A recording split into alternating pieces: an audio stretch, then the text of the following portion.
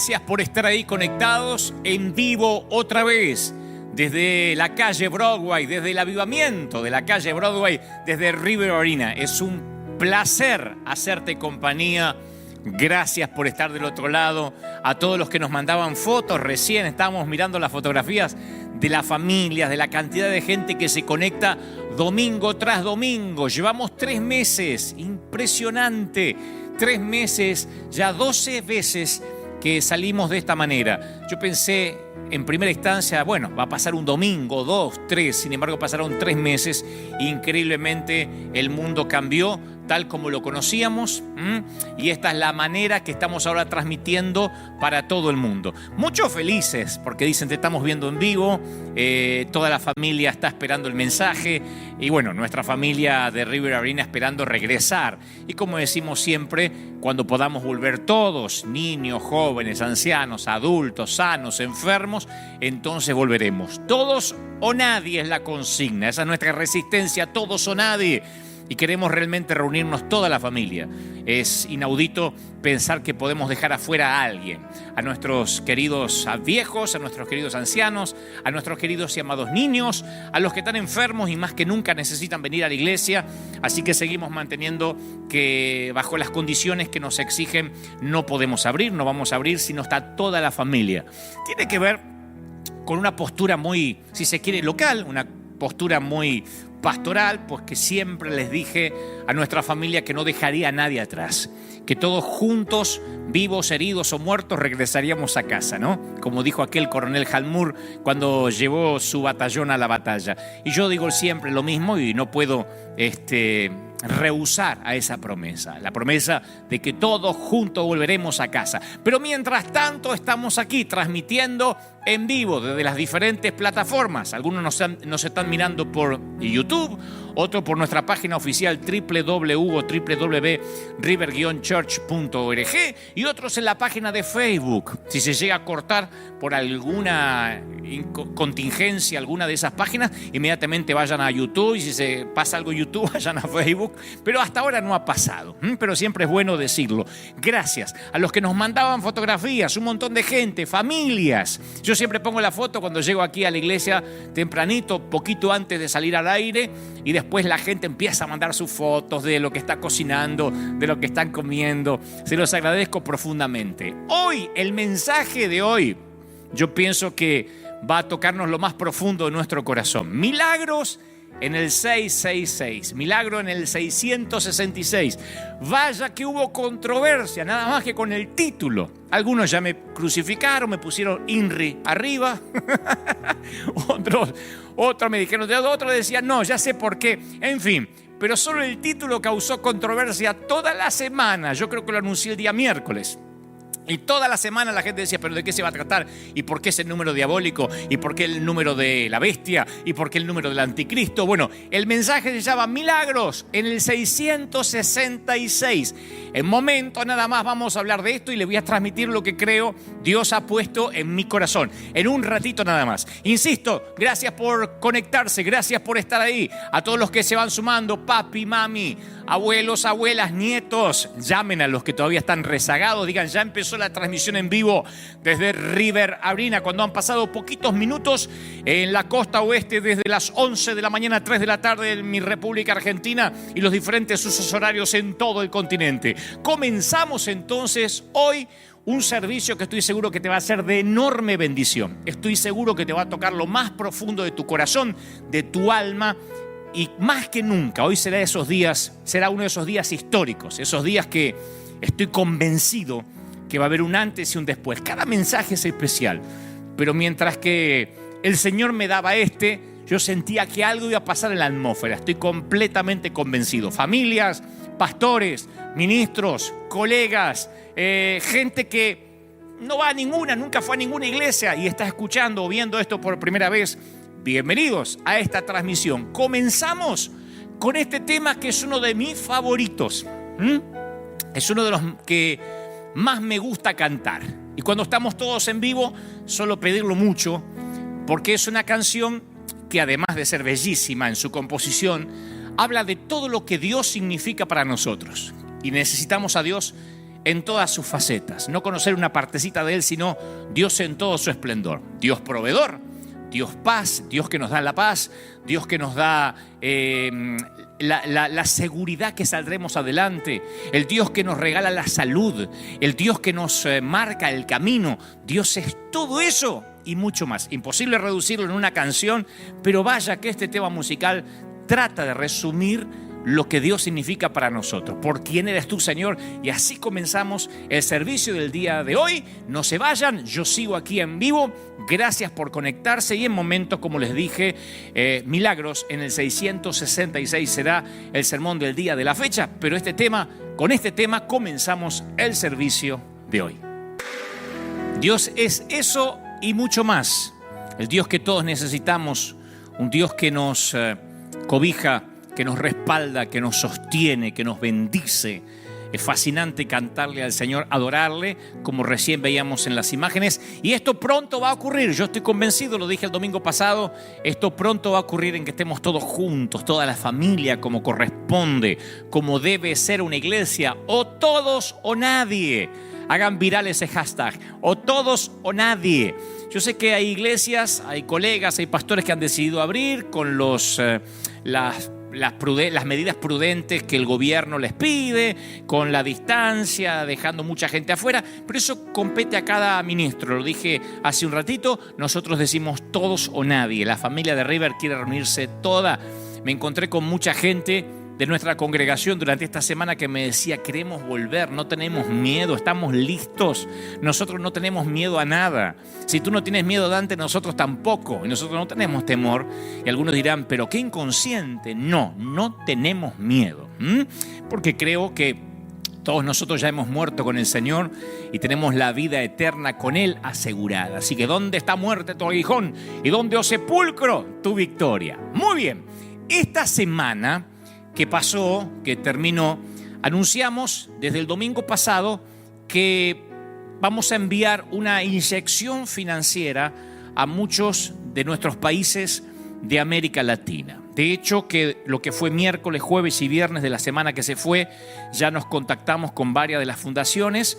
Presumimos que la semana entrante terminemos de mandar todo el dinero que hemos comprometido en enviar a cada una de los países. Queremos ayudar a 15 naciones diferentes. Sé que hay muchas preguntas y voy a tratar de responderlas rápidamente sin aburrirlos.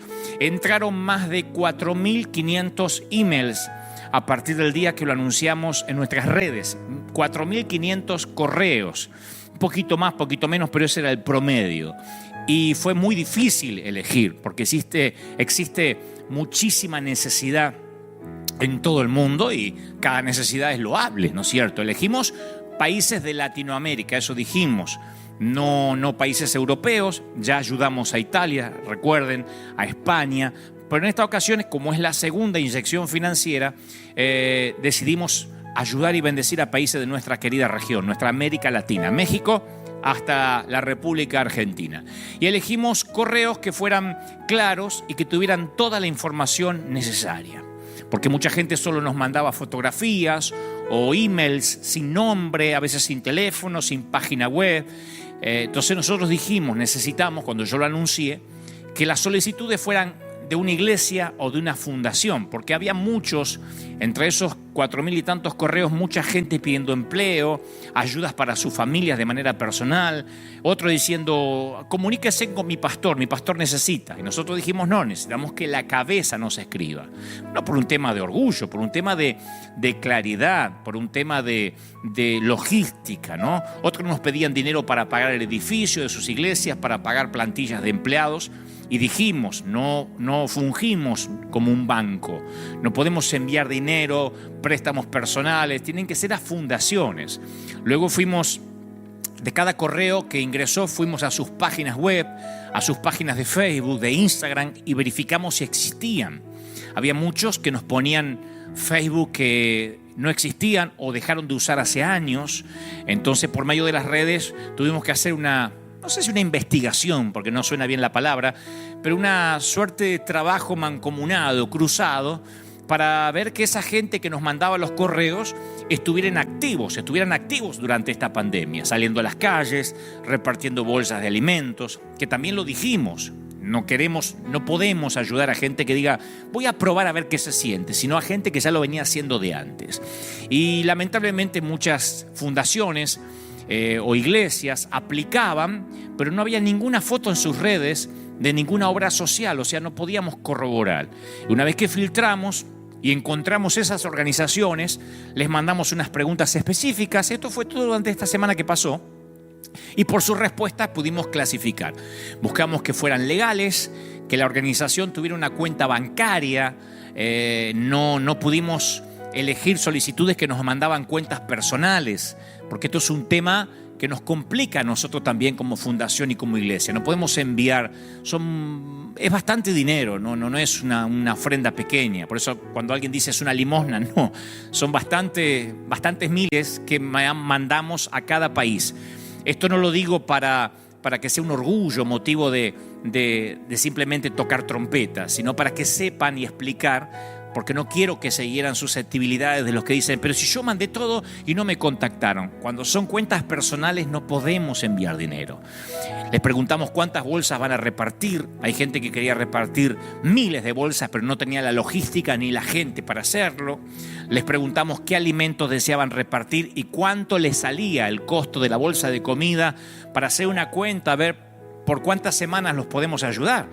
Y ahí nos dimos cuenta que había gente que venía haciendo las cosas bien, otros no, se aprovechaban, ¿no? Y ese filtro nos ayudó a elegir no solo gente que sabe lo que está haciendo, sino que además es prudente.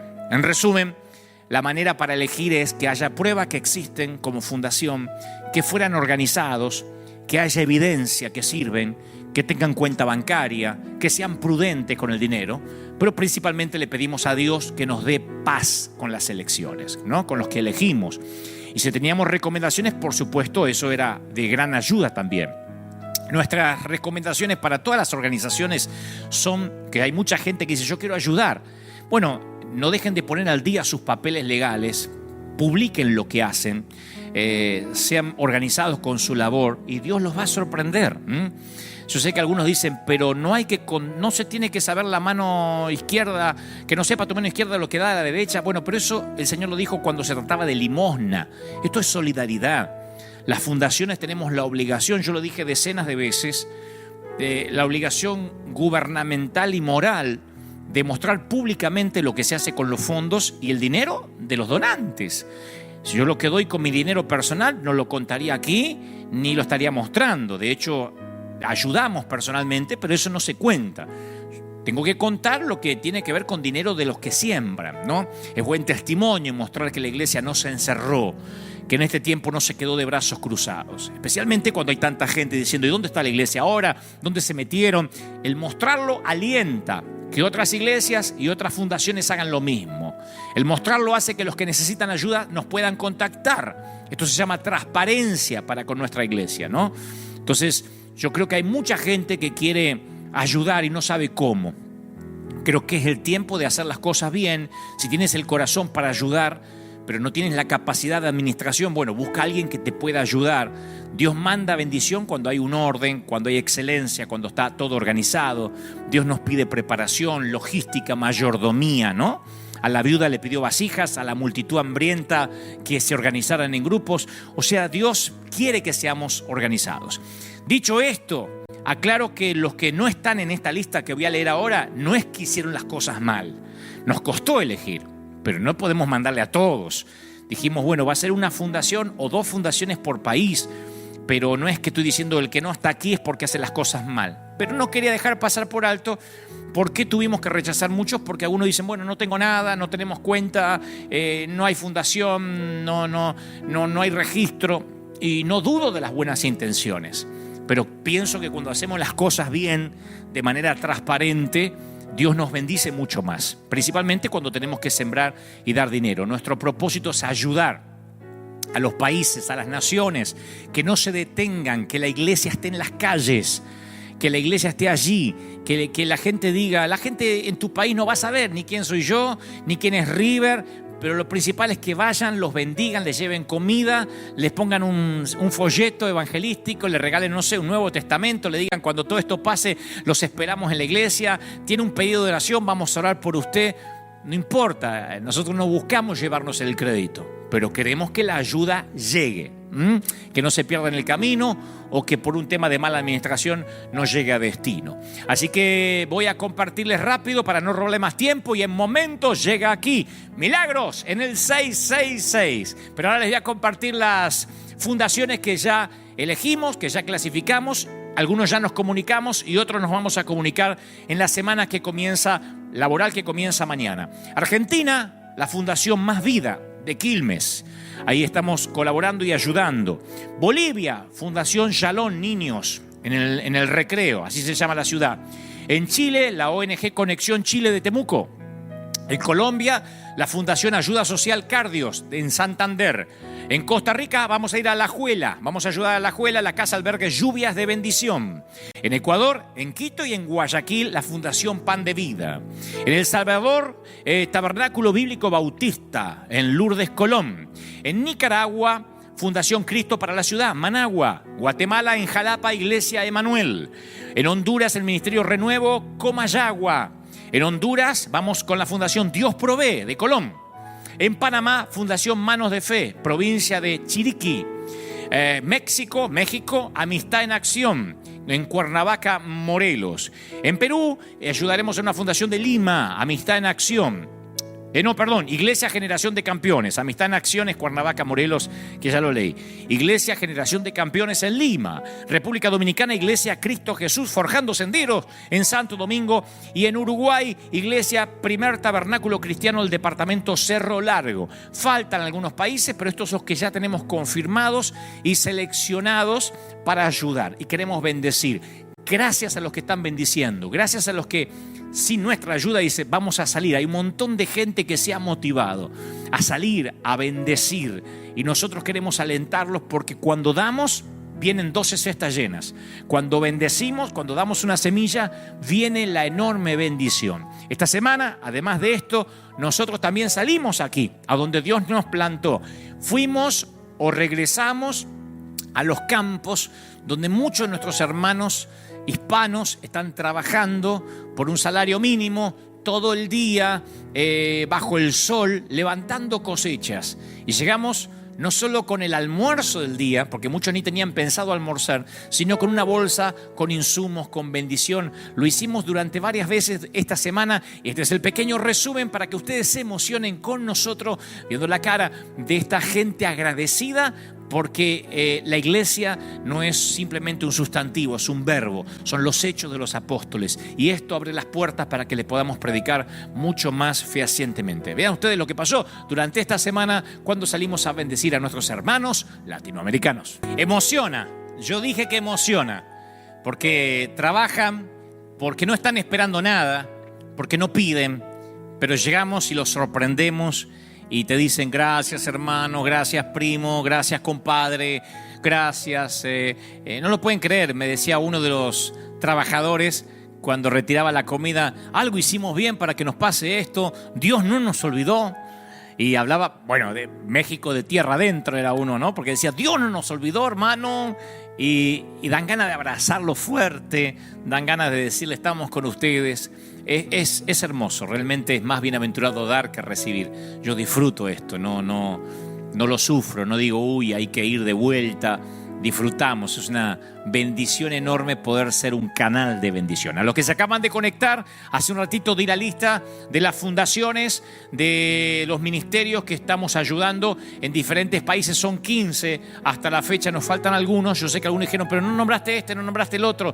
De hecho, estamos trabajando para poder llegar a Venezuela. Atención mis queridos venezolanos, yo sé que es casi imposible, humanamente, ¿no?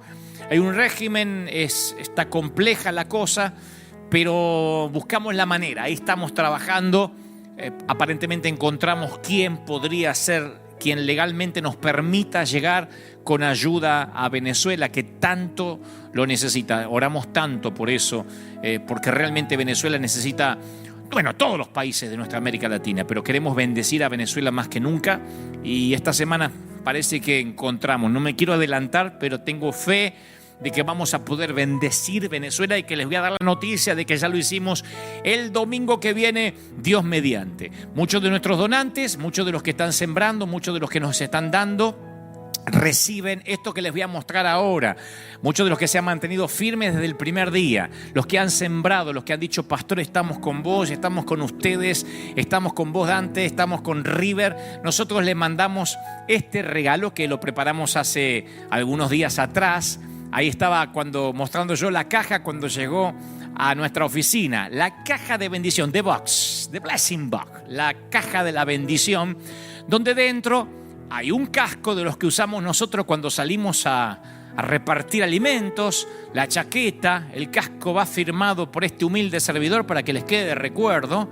Y es una manera de decir: ustedes salen con nosotros. Y todos esos regalitos que ven ustedes que pertenecen a nuestro River, ¿no es cierto? Hay agendas, llaveros, bolígrafos, billeteras y principalmente el casco, que se lo queden de recuerdo.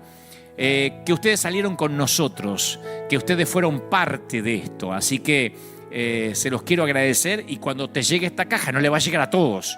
Es algunos donantes que sacrificialmente nos ayudaron y nos siguen ayudando. A otros les va a llegar, no sé, algo, pero estamos viendo de que todo el mundo tenga una suerte de mimo. Algunos me dicen: ¿pero a mí qué me van a mandar? Es un regalo. Como decía mi mamá, los regalos no se cuestionan. Pero algo va a llegar.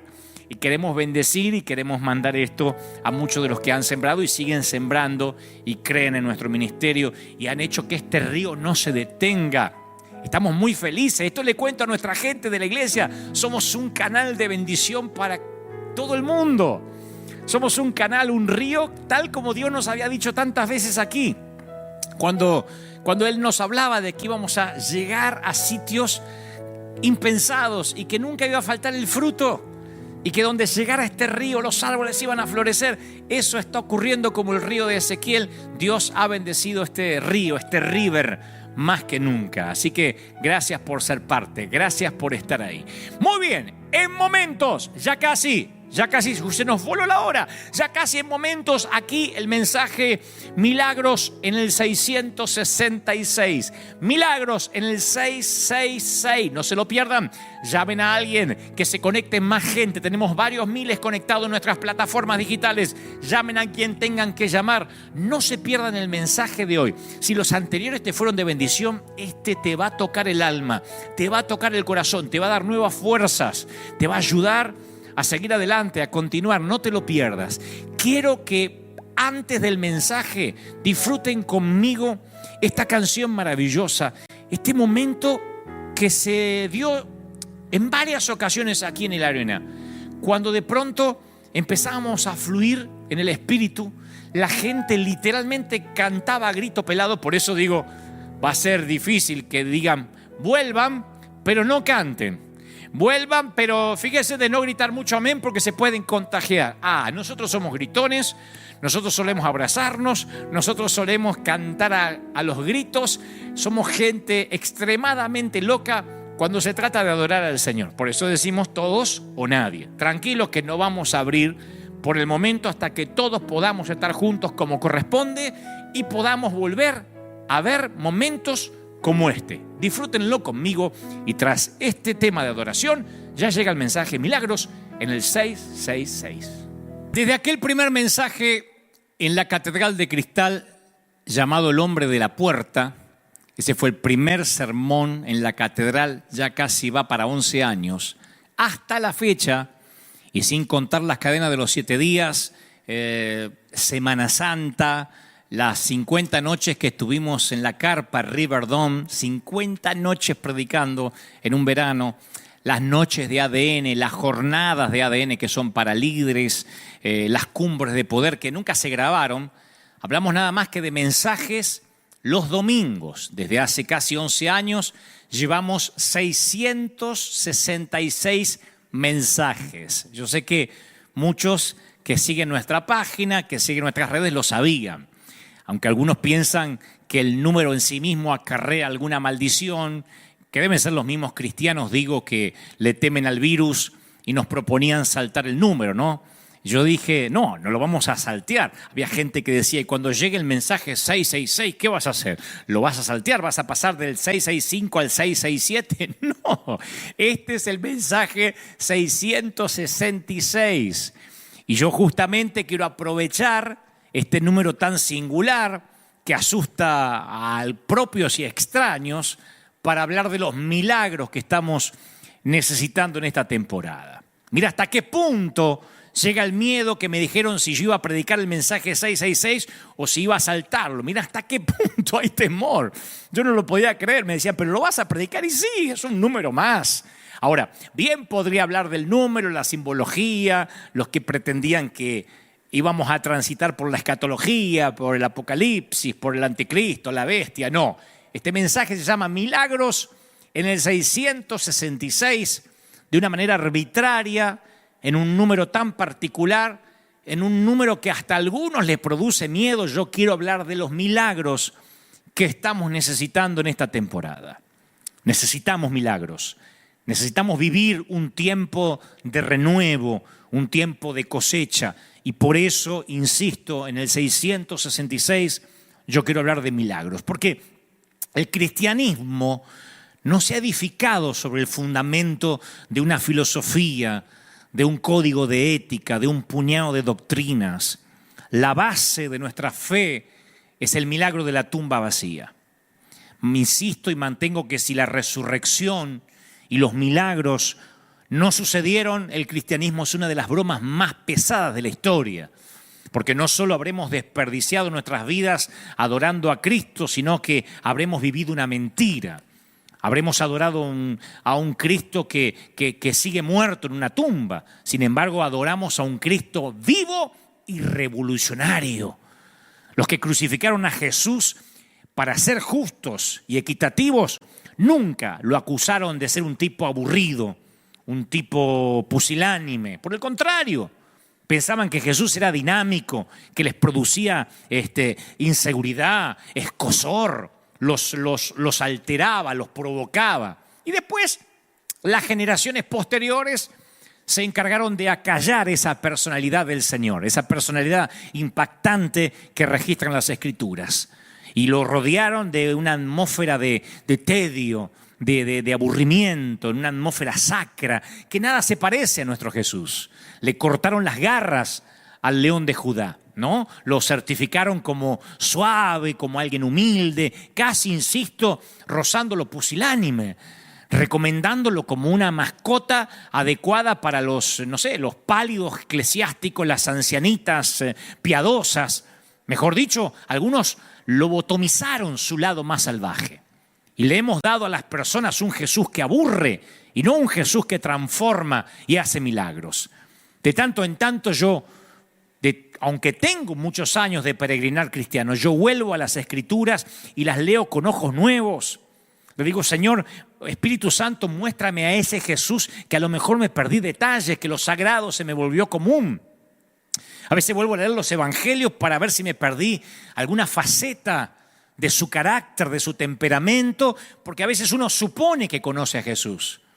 Y cuando leo las Escrituras, insisto, con ojos nuevos, leo los evangelios, me doy cuenta que el león de Judá todavía sigue rugiendo, que no se ha callado, que hasta Apocalipsis sigue rugiendo y después que terminan las Escrituras sigue siendo ese Cristo que predicamos, revolucionario, vivo.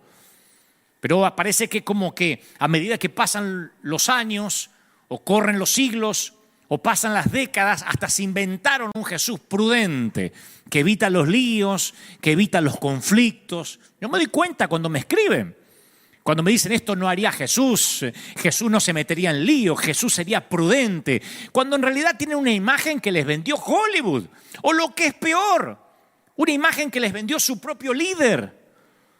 Me sorprende de que algunos tienen una visión de un Jesús oxigenado, un Jesús distinto al que registran los evangelios. Lo sé porque me lo dicen. Jesús no contestaría así, Jesús no provocaría, Jesús no ofendería, Jesús se llevaría bien con todos. Es obvio que no conocen al Jesús de la Biblia. Y no porque era un grosero, pero sí era alguien que estaba vivo, que provocaba, que sabía cuál era su misión. Me fascina una respuesta de Jesús que está como semi-escondida en la Biblia, digo, no es de las más predicadas. Ahora cuando se las comparta van a ver que no es de las que más utilizamos los evangelistas o los pastores. La Biblia narra que llegaron unos fariseos y le dijeron a Jesús, huye, vete porque el rey Herodes Antipas quiere matarte. Así que termina lo que estás haciendo, arma la mochila y vete. Y Jesús le dijo, vayan y díganle a esa zorra que hoy y mañana voy a estar expulsando demonios y curando a los enfermos. Y cuando termine al tercer día, ahí me voy a ir. La historia está en Lucas 13:31. Porque alguno dice, ¿eso dijo el Señor? Sí. Y uno puede buscar distintas traducciones. En alguna dice que le dijo zorro, en otras dice que le dijo zorra. Lucas 13:31. Herodes Antipas dice que te tienes que ir. Y Jesús, lejos de ser prudente, dijo, yo voy a terminar de liberar a los endemoniados, sanar a los enfermos y me voy a ir cuando termine. Y la palabra que usa zorra en griego es alopex, que se refiere figurativamente a una persona astuta y posiblemente insignificante. O sea que en la mentalidad hebrea se le decía zorro, zorra a un usurpador, a alguien sin linaje, a alguien tonto, simple. De hecho, el profeta Ezequiel presentó a los profetas falsos en su momento como zorras. Ezequiel 13:4 dice, como zorras en los desiertos fueron tus profetas, oh Israel. Hablando de los, obviamente, de los falsos profetas, de los que no venían de parte de Dios. Y así Jesús se refirió a quien quería controlar su manera de llevar adelante el ministerio. Y esa valentía, esa temeridad, esa intrepidez de Jesús, la veo a través de todas las escrituras o de todos los evangelios. Y la mayor ilustración, yo decía esta semana, cuando lo volví a leer con ojos nuevos, digo, la mayor ilustración, la máxima ilustración de Jesús, que lo pinta de cuerpo entero, es la derrota sobrenatural hacia los demonios o con los demonios llamados Legión. ¿Se acuerdan del hombre que estaba poseído por demonios? Que se llamaba Legión. Legión eran las divisiones militares de los romanos. Legión eran unos 6.000 soldados del imperio. Y este tipo tenía 6.000 demonios adentro. No podían restringirlo con cadenas porque las rompía. Tenía la fuerza de 6.000 demonios. Yo he visto endemoniados. Y he visto la fuerza sobrenatural que suelen tener. No me consta que alguna vez yo haya estado ante un endemoniado que tenía una legión dentro. Pero imagino lo que habrá sido esto. Legión vivía entre las tumbas. Había perdido completamente sus facultades mentales. Era el azote de la región. Y Legión lo ve al Señor desde la distancia y comienza a correr hacia Él. Y ahí es donde quiero que pulses el botón de pausa. Porque la Biblia no dice cuál fue la reacción de los discípulos. Pero yo apuesto que estaban listos para salir corriendo. Y Jesús no se inmutó, se quedó ahí. Absolutamente valiente, temerario, sin miedo ante el mal. Y es exactamente allí donde se encuentran los milagros, del otro lado del miedo. Los milagros siempre ocurren del otro lado del miedo. No de esta vereda del miedo, del otro lado. Por eso el Señor domingo tras domingo nos viene hablando acerca del temor. Y voy a las Escrituras y veo que en una lucha de 6.000 demonios contra uno, eso no impidió que Jesús retara a Satanás. Y en términos pugilísticos fue un nocaut técnico. El endemoniado, ¡plin!, cayó de rodillas ante la primera campana. Ahí, derrotado. Ese es Jesús. Jesús derrotó a esa legión de demonios enviándolo a un hato de cerdos que se ahogaron en el mar de Galilea. Por eso me encanta cuando Jesús define el objetivo del amor. Dice, el amor, entre otras cosas, el amor perfecto echa fuera el temor. Porque el amor lo que te hace es pararte firme en tu fe. El amor hacia Dios hace que te pares firme ante una legión de demonios, ante una legión de virus, ante una legión de pandemias. No importa cuáles son tus circunstancias. Si temes a Dios, lo diré otra vez, no tienes nada más que temer, ni a nada ni a nadie. Y eso incluye al mismo diablo o a sus 6.000 demonios. Hay miles de fobias clasificadas. Hay miles de miedos. Pero solo nacemos con 2 que se presumen que pueden ser congénitos. El miedo a caerse, que es la sensación que todo bebé tiene, de irse al vacío, y el miedo a los ruidos fuertes. Todos los demás son miedos aprendidos. Eso significa que si son miedos que hemos aprendido o mal aprendido, los podemos desaprender. Y la clave para desaprender los miedos está en la revelación del amor de Dios. Cuando uno tiene la revelación del amor de Dios, cuando uno conoce, tuvo un encuentro con Él, se fuman los miedos, de verdad te digo. Se fuma el miedo al fracaso, el miedo a lo que opinen los demás. Yo no podría haber llegado hasta donde Dios me trajo en su providencia divina con miedo a lo que opinen los demás. A mí no me importa lo que digan los demás. Y los que me siguen hace años saben que de verdad no me importa. Ni los aplausos, ni la crítica. De nadie, ni de los colegas, ni de la gente. Solo me interesa lo que Dios opine de mí. Perdí el miedo al qué dirán. No me importa. De verdad, no me importa el qué dirán. Hace años. Me resbala todo, piel de rinoceronte. Mucho menos voy a tener miedo a una enfermedad, a un virus. Si sigues creciendo en el amor de Dios, lo único que te queda es el temor a Dios. Por eso el domingo pasado y el anterior Dios nos vino hablando de tener temor a Dios para no tenerle más miedo a nada. La voluntad de Dios y servir al Señor y estar alistado en su ministerio no es una póliza de seguros. Nos vamos a enfrentar con legiones, nos vamos a enfrentar con dificultades. Aquellos que algún día corrieron a un altar o en la intimidad de su habitación hicieron el pacto de servir al Señor, bueno, sepan que se metieron en un plan atrevido, audaz, valiente, temerario. No tenemos el llamado, la comisión de sostener el fuerte prudentemente hasta que vuelva Jesús. Ser prudente con los que nos quieren controlar. No, el Señor nos dijo que nosotros tenemos la misión, que Él murió por nosotros porque tenemos la misión de ser peligrosos, temerarios, audaces. De eso tenemos que estar hechos los líderes. El Señor murió para que retemos a las legiones, al diablo, y vivamos una atmósfera de milagros. ¿Qué son los milagros? Bueno, por definición, es la violación de las leyes naturales. Cuando decimos, y esto es un milagro, no tiene explicación ni científica, ni lógica, ni de sentido común. Y yo sé que hay una línea muy delgada entre el discernimiento y el escepticismo, el no creer. Discernir es filtrar lo falso, tenemos que discernir. Cuando uno discierne, obtiene lo verdadero, sonsaca lo bueno de lo malo con la ayuda del Espíritu Santo. Pero nunca hay que permitir que la existencia de lo falso, que sí lo hay, nos impida creer lo que es verdad. Porque si cortamos, si eliminamos los milagros, le cortamos las piernas al cristianismo, nada tendría sentido. Ahora, yo soy consciente que hay mucha gente desilusionada mirándome ahora que ha perdido la fe, la esperanza de recibir un milagro, que ya no tiene esperanzas de volver a creer. Yo sé que del otro lado hay gente que se llevaron fiascos yendo a cruzadas o un líder les falló o alguien les prometió que tendrían victoria o que comprarían la casa, que tendrían un auto nuevo, que se sanarían del cáncer y de pronto tuvieron que despedir a un ser querido o caminar por un panteón preguntándose qué falló.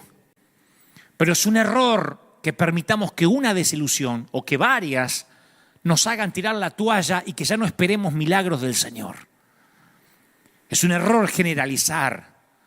Es un error que el dolor, yo sé que hay mucha gente, el Señor me mostraba durante esta semana, mientras me daba este mensaje, que hay mucha gente del otro lado dolida por situaciones adversas, por situaciones límite, que te han hecho no creer en nada. De hecho, en las redes se escriben, no creo en nada, mi pastor me abandonó, ¿dónde está la iglesia de Cristo ahora? Perdí mi trabajo, me estoy divorciando, parientes, seres queridos míos están enfermos de COVID-19, o de cualquier otra enfermedad. Yo noto, aún en nuestra familia cristiana, hay gente que tiene desazón, que está triste. Y yo quiero mostrártelo en esta imagen. En 1911, un psicólogo suizo estaba tratando a una paciente que no tenía memoria a corto plazo. Es una suerte de Alzheimer progresivo, pero es gente que tiene esta patología, que se va olvidando lo más inmediato. Recuerda cosas a lo mejor muy nítidas de la niñez, pero se va olvidando lo inmediato.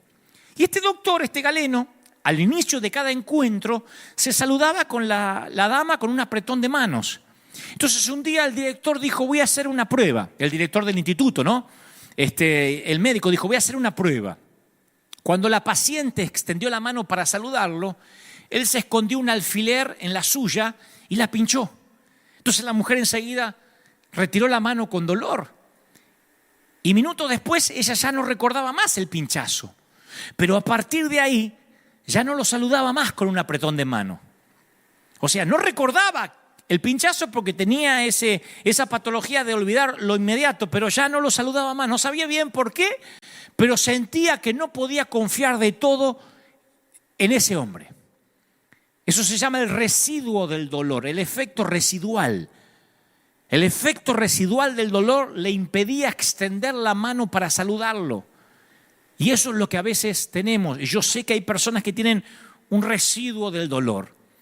Piensan en la desilusión como un pinchazo y duele. Has creído, has orado, has confesado, repetiste el decreto de un pastor o una declaración de fe, dijiste me empodero y hoy estás diciendo ¿qué me pasó? Y cuando la desilusión duele, son muchos los que dejan de extender la mano hacia Dios. La retiran. Hay gente que retira la mano cuando uno le dice Dios quiere hacer milagros. Es que algunos se vacunaron contra el evangelio porque se desilusionaron. Y hoy, aunque sea torpemente, este servidor con la ayuda del Señor quiere intentar que vuelvas a estirar la mano hacia el Señor, que vuelvas a confiar. Yo sentí que el Señor me dijo, quiero que la gente vuelva a confiar en mí, quiero que mis hijos confíen en mí.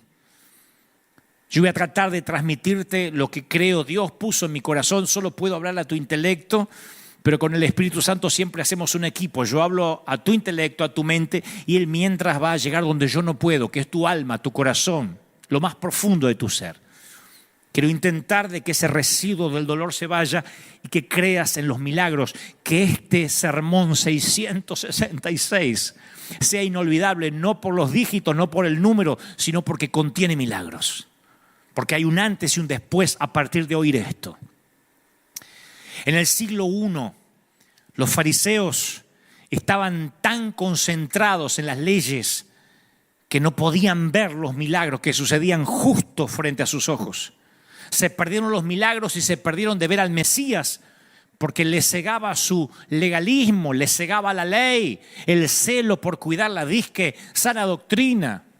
Pudieron haber sido los testigos oculares de ver a Jesús. Cualquiera de nosotros, si tuviera una máquina del tiempo, diría, yo voy a los tiempos de Jesús para conocerlo. Estos tipos estaban ahí y se perdían el milagro de conocer al Mesías caminando entre ellos. Dios hecho hombre caminando entre los humanos.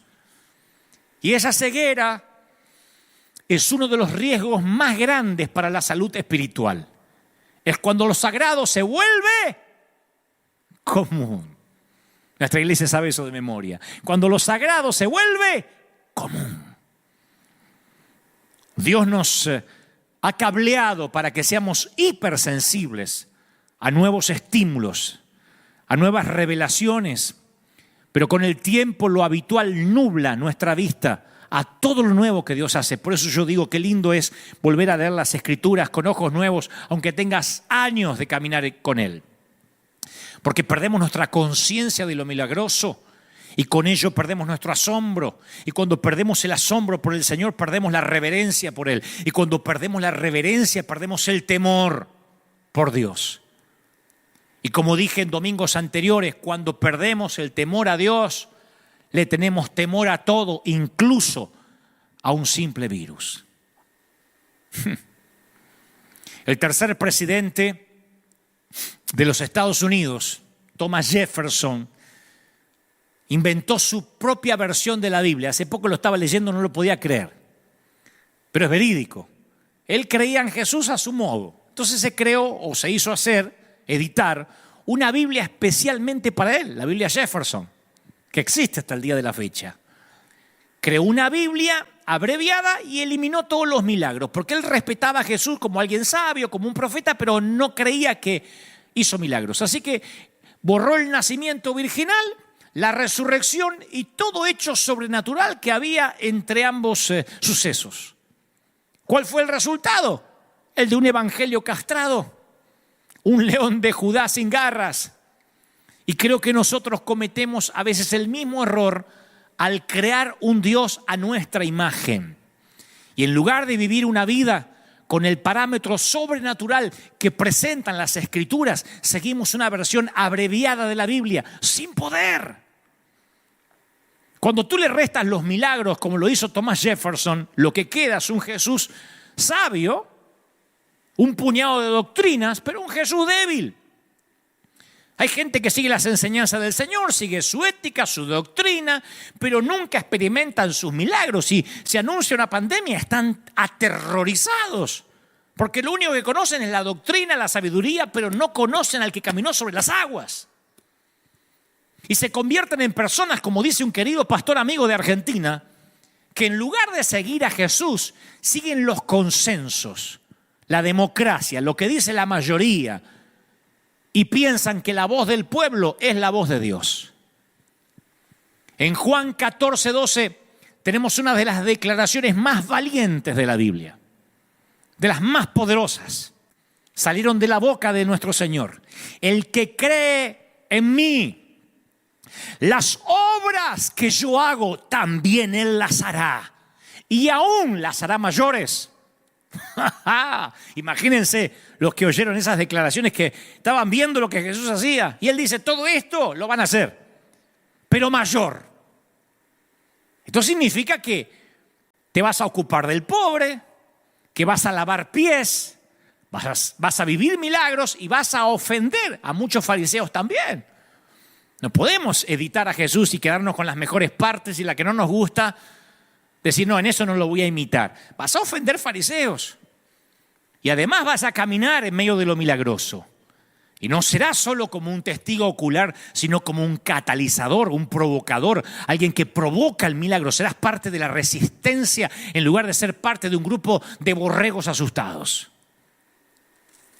Te pido que me creas cuando te digo que eres el milagro de alguien. Somos el milagro para los que están asustados. Yo mismo soy el catalizador de un milagro. Sé que hay gente que me ha dicho, me he atrevido a salir a dar de comer a la gente, me he atrevido a creer, le perdí el miedo a la pandemia, le perdí miedo al coronavirus porque escuché tus mensajes. Ahora, no te equivoques, Dios es el único que puede hacer milagros. De modo que la gloria es toda para Él. Pero casi todos los milagros tienen un elemento, un factor humano. Hay que hacerlo natural antes de que Dios haga lo sobrenatural. Hay una parte que nos compete a nosotros. Y los que se esconden en las trincheras, esperando que el fuego pase, esperando que todo amaine, o teniendo miedo a los gobiernos que van en contra de lo que Dios ordena, o que quieren ordenar cómo debemos adorar a Dios. Yo te aseguro que esa gente se pierde en los milagros. Yo voy a hablarte rápido de 3 milagros del Señor. Cuando hacía este mensaje, cuando el Señor me lo daba, me venían tantos a la mente, y si no me alcanza el servicio de hoy o el mensaje de hoy, los continuaré el próximo domingo. Pero hoy voy a hablar de 3 rápido, 3 milagros del Señor, y los 3 tienen que ver con esta temporada que estamos viviendo, con este momento singular que nosotros estamos atravesando. El primer milagro está en Juan 4:46. San Juan 4:46. Vino pues Jesús otra vez a Caná de Galilea, donde había convertido el agua en vino. Y había ahí un oficial del rey cuyo hijo estaba enfermo en Capernaum. Y cuando oyó que Jesús había llegado de Judea a Galilea, se fue hacia él y le rogaba que descendiese y sanase a su hijo, porque el hijo estaba a punto de morir. Entonces Jesús le dijo, si no veis señales y prodigios, de ningún modo vas a creer. El oficial del rey le dijo: Señor, desciende antes de que mi hijo muera. Y Jesús le dijo: vete, tu hijo ya vive. Y el hombre creyó la palabra y se puso en camino. Cuando ya él descendía, sus siervos salieron a recibirle y le dieron noticia diciendo: tu hijo vive. Entonces este oficial del rey preguntó a qué hora había comenzado a mejorar. Y le dijeron: ayer, a la hora séptima, le bajó la fiebre. Y el padre comprendió que aquella era la hora en que Jesús le había dicho: tu hijo ya vive. Creyó él y toda su familia. Maravilloso. En el siglo I había en Israel círculos sociales muy diferentes para los funcionarios reales y los rabinos o los rabíes judíos itinerantes. Estaban muy separados. O sea, uno eran como la chusma y otro eran la gente de élite, el VIP. De hecho, se evitaban mutuamente como si contagiaran la peste. Pero en momentos desesperados hay que echar mano a medidas desesperadas, en especial si tu hijo está al borde de la muerte. Y el funcionario real, que probablemente reportara directamente al mismo Herodes, desafió el protocolo cultural al buscar verse cara a cara con aquel que, según decían en algunos rumores, convertía el agua en vino. Se sometió a alguien sobre quien él tenía poder político. No se pierdan este detalle. En el plano real, los roles se invierten. La autoridad del rey de reyes le gana a cualquier autoridad de cualquier rey de la tierra. Nunca lo olvides. El rey de reyes le gana a cualquier autoridad de cualquier rey. Y los que están diciendo: sí, pero hay que obedecer a los gobernantes, prediqué de eso el domingo pasado. Siempre y cuando no prohíban lo que Dios ordena o no ordenen lo que Dios prohíba. Especialmente ahora. Esa es nuestra carta ganadora. Este es un milagro que hace alarde de su dominio del tiempo y el espacio. Porque este milagro entre el oficial del rey y Jesús fue una cita divina entre dos candidatos improbables. Fue la sincronización de lo sobrenatural. Y cuando te cruzas con la persona correcta en el lugar indicado y en el momento oportuno y no encuentras explicación para lo que sucedió, es probable que Dios haya armado la conexión. Yo tengo un mensaje titulado Conexiones Divinas. Cosas que ocurren que no tienes idea cómo ocurren. Por eso el lugar donde tú te arrodillas a orar es el domicilio más importante del mundo durante esas horas de intercesión. Porque tu sitio de encuentro con Dios es más importante que el salón oval de la Casa Blanca, más importante que cualquier senado, que cualquier grupo de diputados. Porque tenemos al poder supremo que está en aquel que pone y saca los reyes de la tierra. Y especialmente aquellos hombrecitos pequeños que dependen de las urnas. Ya no hablamos de reyes. Nuestra autoridad es mucho mayor, tanto en alcance como en potencia, superior, de mayor alcance, más fuerte. No lo olvides, iglesia. Iglesia, si le hablas al Rey del universo por la noche, no tienes problema alguno para que le hables a tu presidente a la mañana siguiente. El grave problema, claro, es que van a hablar con los presidentes o a sacarse una foto sin haber estado con el rey la noche anterior. Y eso se nota porque van amedrentados, apichonados algunos. De otro modo estarían llenos de la valentía del Señor, diciendo: estas son las condiciones, vamos a pelear, por lo menos pelear, importunar al juez. ¿Quién es el funcionario real de tu vida? Porque no tienes que dejar que ningún poder humano te intimide si ese poder va en contra de lo que Dios ordena. Tú respondes, yo respondo a un poder muy superior. Por eso hace 2 domingos atrás me dirigí al gobernador de California y le dije: gobernador, le contaré cómo funciona esto. Usted se queja con su superior y yo con el mío. Así es la cadena de mando. Podría parecerte que esa gente, los gobernadores o los políticos, tienen lo que tú querrías tener. Pero no creas eso. Tú tienes lo que ellos necesitan. Nunca lo olvides. Y si sigues a Jesús, los funcionarios reales buscarán una audiencia contigo. Yo sé que esto va a ocurrir, no me la daré de profeta, pero yo digo esto, porque a mí me ha ocurrido decenas de veces con un montón de mandatarios. Algunos hasta ni siquiera los atendí, como en el caso de Nicaragua. Porque yo sé que respondo a alguien superior, porque tienes algo para ofrecer que el poder no puede controlar ni puede comprar el dinero. José no tenía ningún poder, ninguno en la prisión. Ahí estaba José totalmente, aparentemente amedrentado y en prisión, privado de su libertad. Pero podía hacer algo que nadie más podía. Su capacidad para interpretar los sueños salvó a 2 naciones de una hambruna mundial. Dios le reveló a José los secretos que no le reveló a nadie más. Eso distinguía a José. De eso están hechos los líderes. Es eso lo que nos tiene que distinguir en este tiempo. Tenemos que ser la gente de las respuestas, no los que se unen al pánico. Tenemos que ser gente esencial en la crisis. Tenemos que ser, si hay un rebrote de la pandemia, aquellos cuyos gobernantes digan, pregúntenle a ellos qué tenemos que hacer. Sí, no soy un idealista tonto, ni creo que es una utopía. Yo creo que eso tiene que pasar, como los reyes que consultaban a los profetas. Como la desesperación que tenían los reyes cuando iban a Samuel o a cualquier profeta que estaba cerca. ¿Qué tengo que hacer? Dios nos conoce a todos. Y conoce cuántos cabellos hay en tu cabeza y en la mía antes y después de ducharte. Y no hay nadie que esté a más de una oración de distancia. Dios puede darte acceso a quien sea, incluyendo al faraón. Esto va para pastores amigos, incluyendo al faraón. Dios te va a dar acceso. Hasta puede que llamen algún día a tu puerta, como el funcionario real fue a buscar al rabino. Así que aquí va mi consejo, no te preocupes por conocer a la persona correcta, reúnete con Dios. Iglesia, tenemos que reunirnos con Dios, pero no orando con miedo. Hay que reunirnos con Él en una reunión de junta, en una reunión ejecutiva, en una reunión de board. Y Dios se encargará de que conozcamos a las personas adecuadas en el momento justo. Pero para eso tienes que obedecer ciegamente. Ese es el punto donde la mayoría nos quedamos sin hacer nada. Queremos que Dios nos revele el segundo paso antes de dar el primero.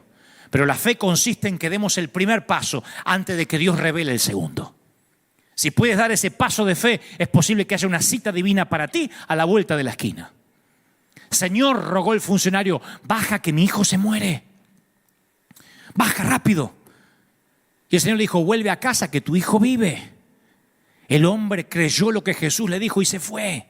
Casi todos los milagros que obró Jesús eran encuentros personales, face to face, cara a cara. Pero este milagro desafió las 4 dimensiones de espacio y tiempo. Fue un milagro a larga distancia en tiempo real. Envió la sanidad mediante las ondas de sonido. En el instante sanaron al hijo del funcionario real que estaba a 30 kilómetros de distancia y no podía oírlo. Una de las razones por las que nos cuesta creer que Dios hace milagros es simplemente porque pensamos que Dios está sujeto a las leyes de la naturaleza que Él mismo creó. Nosotros como humanos solo podemos estar en un lugar a la vez. Así que nos cuesta imaginar la omnipresencia. Y todo para nosotros es finito. Así que nos cuesta imaginar la eternidad. Pero el Dios que diseñó nuestro universo con 4 dimensiones no habita en ninguna de esas dimensiones. Dios es omnidimensional. Cuando oramos, esas ondas de sonido salen de nuestro mundo cuatridimensional. Y como una bala disparada al aire, nunca sabes cómo y a dónde llega esa oración y cuándo va a volver a entrar en la atmósfera. Tal vez sea respondida del otro lado del mundo antes que incluso termines de pronunciarla. Tal vez hagas una oración y ya venga la respuesta en camino, como le ocurrió a Daniel. O quizá como una cápsula del tiempo se desentierre la respuesta siglos después. Moisés oró para entrar en la tierra prometida y se murió sin pisarla. Y uno dirá, ¿y a dónde quedó esa oración? En el monte de la transfiguración, ahí está la respuesta de Moisés. Aparece junto a Elías al lado del Señor pisando la tierra prometida. Las oraciones no tienen fecha de vencimiento. Pero hay algo seguro. No solo no tienen fecha de vencimiento, sino que Dios oye las oraciones. Parece algo infantil, pero tengo que decirlo. Dios oye las oraciones. Hace algunos años yo estaba orando en la intimidad de casa. Necesitábamos finanzas, para variar. Necesitábamos comenzar con un programa de televisión, con un proyecto. Y no sabía a quién llamar. Así que cuando uno no sabe quién llamar, a veces es bueno porque uno se pone a hablar con quien tiene que hablar. Me reuní en una mesa de junta con mi padre. Fui a hablar con mi superior. Le dije, Señor, si tú quieres que haga esto, necesitas enviar los recursos. En ese mismo instante, Dios le habla a una persona que no me conocía, un tal Rob Owen. Él en ese momento estaba orando en un lugar llamado Burundi. ¿Tú sabes dónde queda Burundi? Nadie sabe dónde queda Burundi. Burundi se encuentra situado en el África Central, limitando con la República Democrática del Congo, con Ruanda al norte y con Tanzania al este y al sur. ¿Se acuerda el demonio de Tanzania de los dibujitos? Bueno, por ahí está Burundi. Y mientras que yo oro, Rob Owen está orando con un nativo de allá llamado Abba.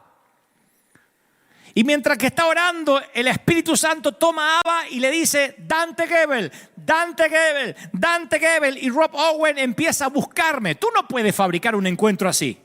Países distintos, idiomas diferentes. Rob Owen no habla español. Yo hablo Spanglish.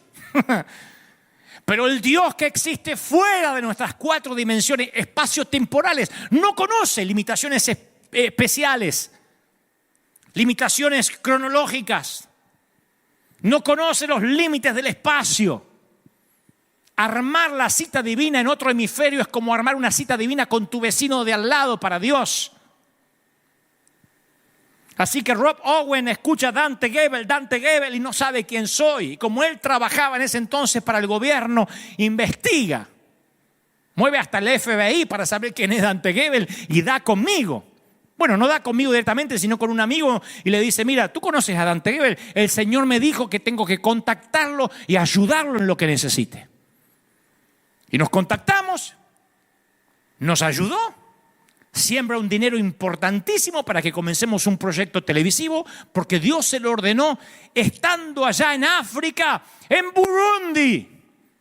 Y le dice, ayuda a Dante Gebel, es mi hijo. Tú no lo conoces, pero lo vas a ayudar.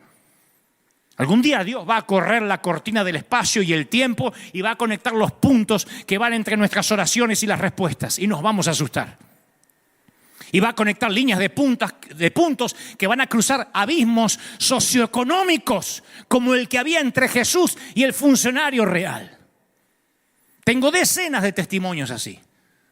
De llegar a Bogotá, Colombia, por ejemplo, y a alguien esperándome en la barra de un bar por horas. No me puedo ir de acá. Tú no me conoces, pero no me puedo ir de acá. Dios me dijo que tengo que contactarme contigo y tengo que pagarte tus programas de radio, que en ese entonces se emitían en gran parte del mundo. ¿Quién te dijo? El Señor, orando. Yo creo en ese Dios. Cuando este oficial les preguntó a su hijo, a la gente que estaba cuidando a su hijo, cuándo su hijo empezó a sentirse mejor, le dijeron ayer según la hora que dice las Escrituras, a la 1 de la tarde. Ayer se le quitó la fiebre.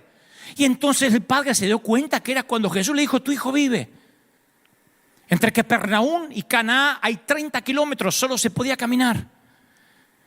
Capernaum estaba a más de 200 metros bajo el nivel del mar, por lo que el camino a Caná era cuesta arriba todo el tiempo. Y mi querido, para algunos milagros hay que sudar.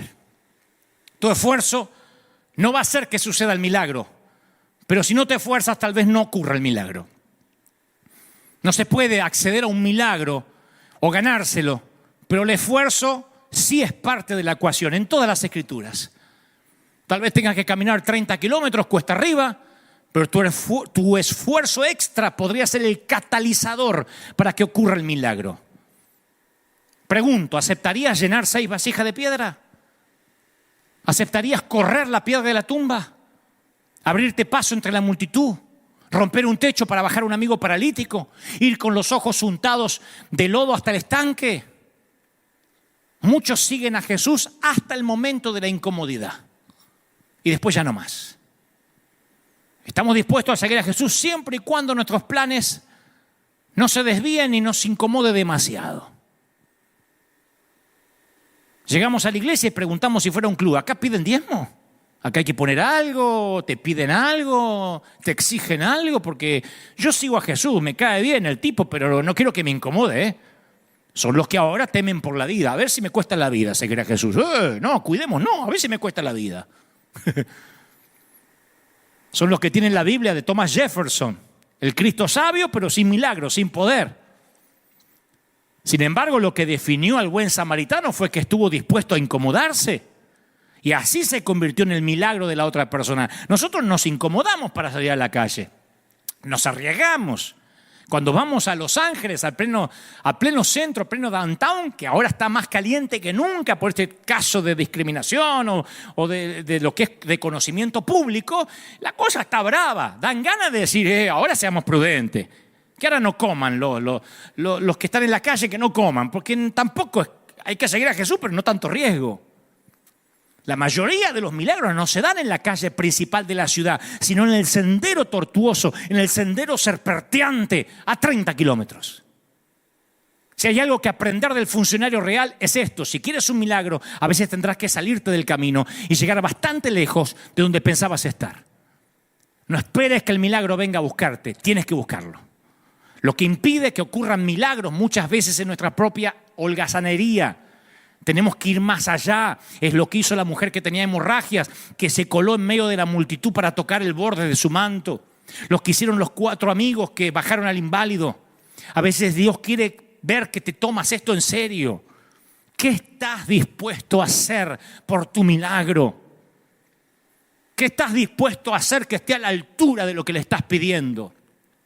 Quienes recibieron una respuesta no dejaron de rodear su Jericó hasta que los muros cayeron. ¿Recuerdas la historia de cuando Jesús sanó con barro al ciego? Requirió 2 intentos. Hasta Jesús tuvo que orar más de una vez. Porque cuando le oró la primera vez, Jesús no se conformó con una visión 2080, 2040. Así que volvió a orar por el milagro 2020. Y le puso la mano de nuevo sobre sus ojos. Y entonces dijo, ahora veo, ya no veo a la gente como árboles, veo claro. ¿Por qué necesitas orar de nuevo? ¿Por qué estás necesitando orar otra vez? Y de nuevo, y de nuevo, y de nuevo, y de nuevo. No te quedes con medio milagro, sigue orando por el milagro completo. La única oración que Dios no responde es la que no haces. No me quiero pasar de tiempo, pero el segundo milagro del que quiero hablarte tiene que ver con la ceguera también. Pero no es como la ceguera espiritual de los fariseos, sino otro tipo de ceguera, una ceguera real, pero que es aplicable en esta temporada. Juan 9:1 dice que a su paso Jesús vio un hombre que era ciego de nacimiento. Y los discípulos, que en lugar de pensar, ayudemos al ciego, Jesús, sánalo, ellos querían la teología de la ceguera, ¿no? ¿Quién pecó? ¿Este o sus padres? Buscando dónde estaba la conspiración. Y Jesús le dice, ni él pecó ni sus padres, sino que esto sucede para que la obra de Dios se haga manifiesta en su vida. Entonces, dicho esto, escupe en el suelo, mezcla saliva con tierra, le unta los ojos al ciego y dice, ve a lavarte al estanque de Siloé. El estanque de Siloé significaba enviado. Y el ciego fue, se lavó y al volver ya veía. Gran segundo milagro para este mensaje titulado Milagros en el 666.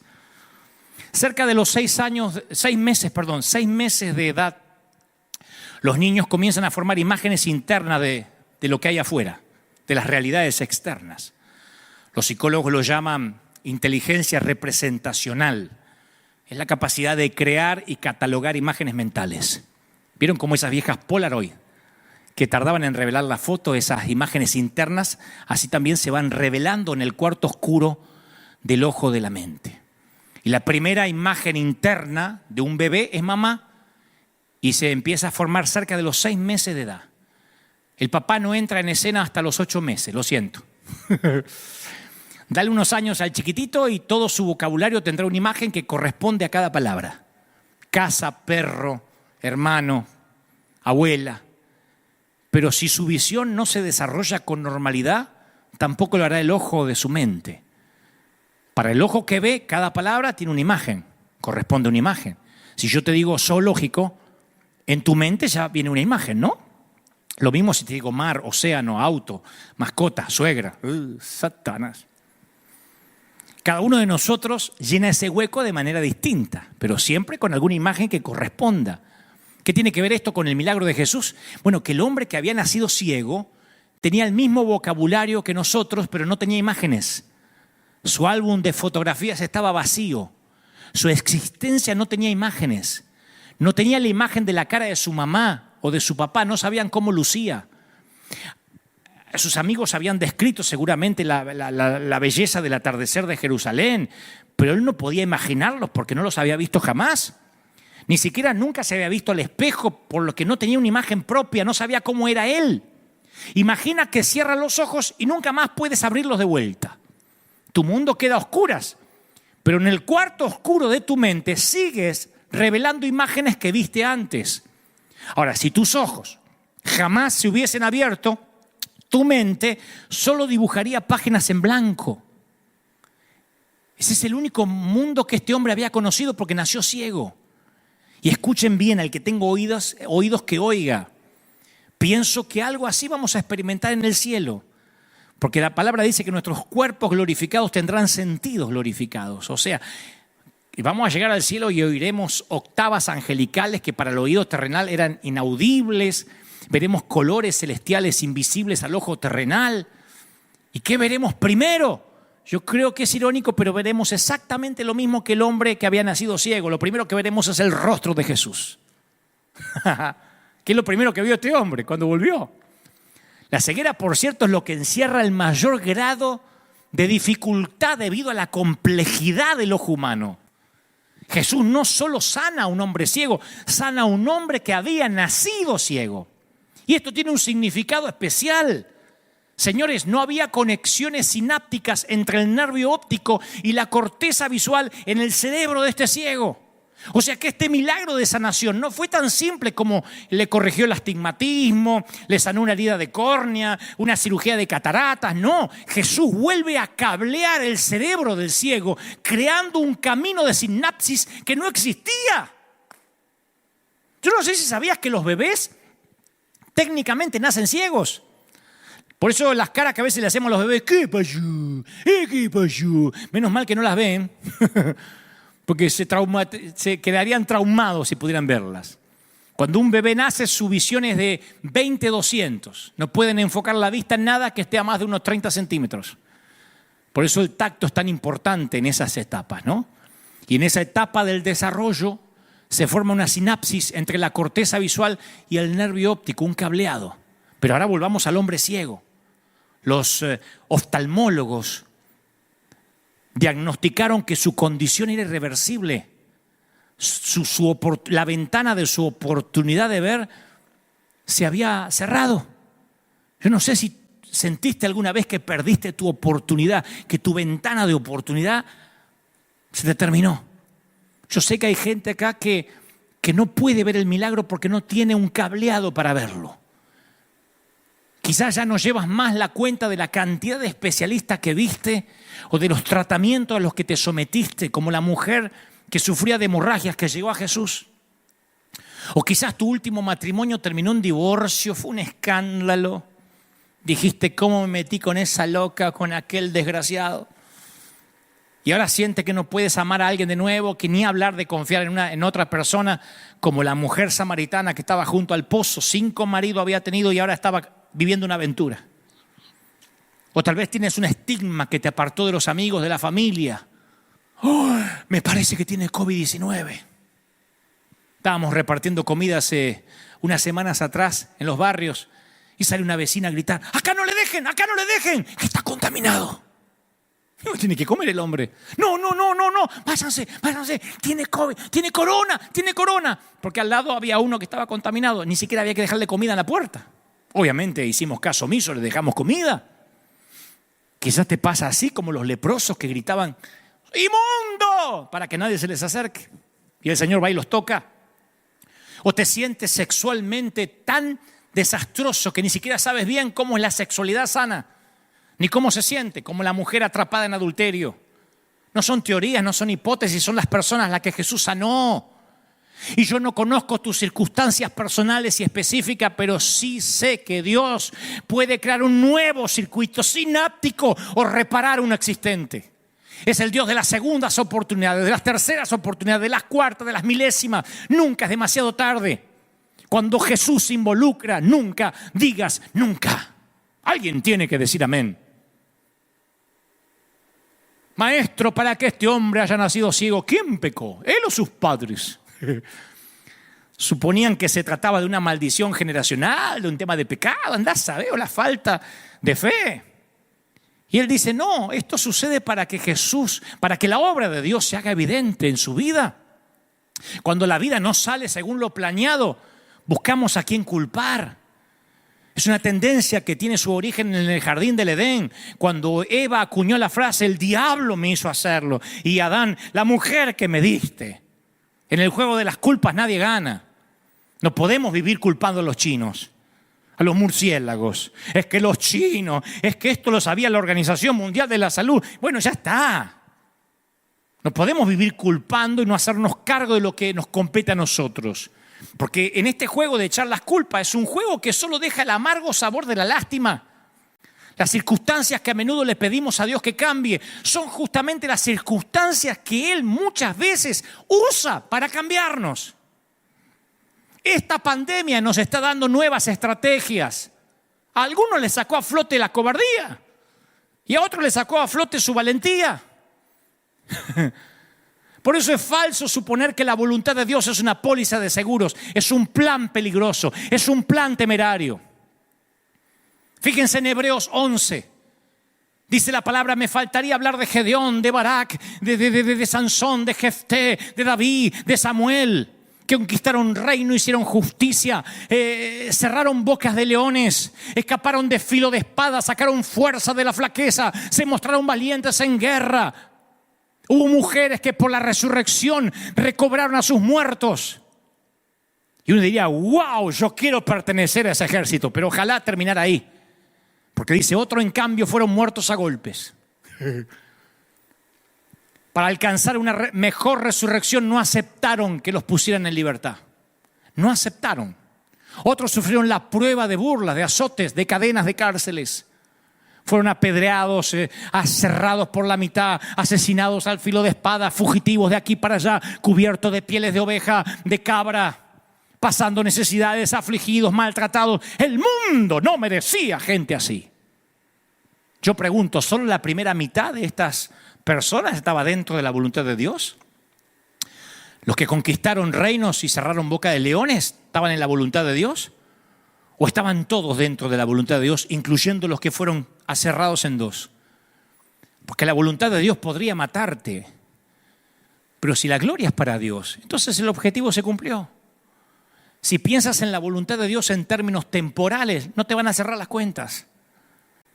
No te va a cerrar la pandemia, ni la cuarentena, ni ¿por qué se mueren pastores? No entiendo. ¿Y por qué si era un hombre de Dios se murió? No te van a cerrar las cuentas. Tienes que agregar eternidad a la ecuación. ¿Por qué hay bebés que nacen enfermos? ¿Por qué hay gente buena que muere en accidentes? Yo conozco hombres de Dios que murieron en accidentes. Misioneros, que se les murieron los hijos. Amigos míos, que se les murieron los hijos ahogados por ir a misionar. Son preguntas imposibles de responder de este lado. Son preguntas que nos vamos a llevar a la eternidad, pero no puedes dejar que las preguntas que no podemos responder impidan en confiar en aquello que sabemos que es verdad. Hay explicaciones distintas por cada experiencia. Y aunque no tenemos el control sobre las experiencias, sí tenemos el control sobre qué explicación le vamos a dar. En términos bíblicos, tus explicaciones son más importantes que las experiencias. Cuando nos pasan cosas malas, es fácil hacerse la víctima. Pero no eres una víctima, somos más que vencedores por medio del Señor Jesús. Y dicho esto, escupió el suelo el Señor, hizo lodo y dijo, ve a lavarte. Yo siempre me pregunté, ¿por qué usa Jesús saliva para hacer barro? No sé, capaz que para recordar el Génesis. Porque Él sabe que si quiere crear algo, tiene que hacerlo con barro. Originalmente formó al hombre del polvo de la tierra, así que luego le dice, ve y lávate allá en el pozo de Siloé. No sabemos con exactitud qué distancia tuvo que recorrer el ciego. Pero siempre me pregunté, ¿por qué lo mandó al ciego a buscar su tesoro? ¿Por qué no lo sanó ahí? Porque la autocompasión es una maldición mucho peor que la ceguera. Ese hombre ciego dependía de todos para todo. Así que Jesús no solo sanó sus ojos ciegos, restauró su dignidad, reprendió la autocompasión. Y hay un secreto para experimentar lo milagroso. La mayoría de los milagros requieren una acción de ciega obediencia. Un paso de obediencia para abrirte los ojos, un paso de obediencia para revertir la maldición. Un paso de obediencia puede abrir un nuevo capítulo en tu vida. Alguien tiene que decir amén. Se me está yendo la hora, pero el último. El tercer milagro tiene que ver con una atrofia y también tiene que ver con esta temporada. No me puedo ir sin hablarte del tercer milagro. Juan 5:1 cuenta que, luego lo pueden buscar en sus hogares, que se celebraba una fiesta en los judíos, subió Jesús a Jerusalén y había junto al estanque de Betesda, que era un estanque rodeado de 5 pórticos, había muchos enfermos, cojos, paralíticos, y se encontraba un hombre inválido que llevaba 38 años allí. Jesús lo ve tirado en el suelo, le pregunta, ¿quieres ser sano? No se pierdan esto. ¿Quieres ser sano? Porque todo tiene que ver con lo que venimos hablando. ¿Quieres ser sano? Señor, no tengo a nadie que me meta en el estanque mientras agita el agua, dice. Siempre se mete alguien antes. Vamos, recoge la camilla y anda, le dice el Señor. Y al instante el hombre queda sano. Y ese día era sábado. Jesús dijo, para Dios todo es posible. Lucas 1:37, la frase parece invertida. Para Dios no hay nada imposible. Cada vez que la Biblia dice lo mismo en 2 formas diferentes, la importancia es doble. La palabra imposible no pertenece al vocabulario nuestro. Y a los oídos de Dios suena insulto. Es la razón principal por la cual no estamos experimentando los milagros. Nuestra realidad a veces queda definida por suposiciones humanas, no por la revelación divina. Yo no sé si estás listo para la segunda opinión del gran médico. A lo mejor te dijeron, nunca más vas a volver a caminar. Nunca más te vas a reponer de esto. 38 años este tipo sin caminar. Las escrituras no dicen cómo sucedió, si fue un defecto congénito, genético, accidente. Pero el inválido no había podido pararse sobre sus 2 pies casi en 4 décadas. Ante todos los diagnósticos dados, Jesús le prescribe algo simple. Levántate, recoge tu camilla y anda. Al primer milagro le dio solo una palabra, tu hijo vive. Al segundo, ve a lavarte el estanque. Y a este le dice, vamos, levántate. No importa cuán terrible sea el diagnóstico o cuánto tiempo hayas sufrido discapacidad, nunca es tarde para ser la persona que podrías haber sido. Si respiras, significa que Dios no terminó contigo. Si quieres una segunda oportunidad, busca una segunda opinión, la opinión de Dios. Las excavaciones arqueológicas han descubierto cómo era el pozo de Betesda.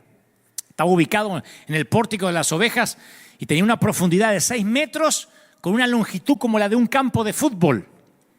Así que en pleno sol de Medio Oriente se reunían ahí, era un lugar natural para reunirse en el siglo I. Y el hombre tenía un lugar junto al pozo y una cosa mantenía su esperanza, esperar que cada tanto en tanto se movían las aguas. Capaz que era el manantial intermitente que llenaba el pozo de agua, pero había una superstición. Algunos creían que eran ángeles que movían las aguas. Y el primero que se metía al agua supuestamente era sano, se llevaba el premio. Pero la verdadera tragedia es que ni siquiera era verdad. No importaba si era el primero o el último. Yo sé que hay gente, todo el mundo conoce que hay gente que se pone el calzón de la suerte el día del partido, que juega el número de su cumpleaños en la lotería, que no quiere que haya un sermón 666 porque tiene miedo de endemoniarse. Todos tenemos pequeñas y torpes supersticiones. Pero lo que no sea 100% de confianza en lo milagroso y en el poder de Dios causa un cortocircuito en lo sobrenatural. Lo opuesto a creer no es la incredulidad, es la falsa creencia. La mayor discapacidad de este tipo era mental. Seguimos intentando con lo que no funciona. Mi querido, si quieres que Dios haga algo nuevo, no puedes seguir haciendo lo viejo. Si quieres experimentar lo milagroso, tienes que desaprender lo viejo. En algún momento dejamos de creer y empezamos a suponer. Y ese día dejan de ocurrir milagros. Si quieres experimentar lo milagroso, tendrás que dejar de suponer. El que cree que sabe algo, todavía no sabe como debería saber, dice Primera de Corintios. La mitad de la fe es aprender lo que no sabemos. La otra mitad es desaprender lo que creemos saber. La segunda mitad es más difícil que la primera. Por eso Jesús dijo tantas veces, oíste que fue dicho, mas yo digo. Estaba desinstalando los supuestos del Antiguo Testamento, trayendo nueva revelación. Jesús estaba haciendo reversa sobre las viejas reglas e instalando nuevas. ¿Quieres ser sano?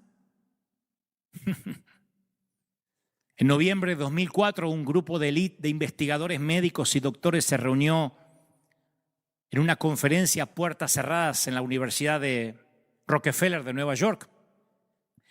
Y estaban las mentes más brillantes del mundo. Y llegaron a una conclusión. La mayoría de los problemas de salud no tienen su causa en factores que no podamos controlar.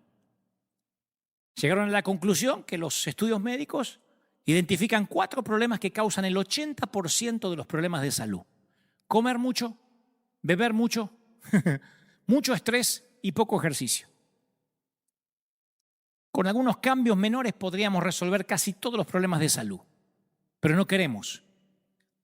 La cirugía de bypass coronario, la angioplastia, es una solución temporaria, lo dicen los médicos. Si no hay cambio en los hábitos alimenticios, si no empieza a hacer ejercicio la persona, los beneficios duran poco.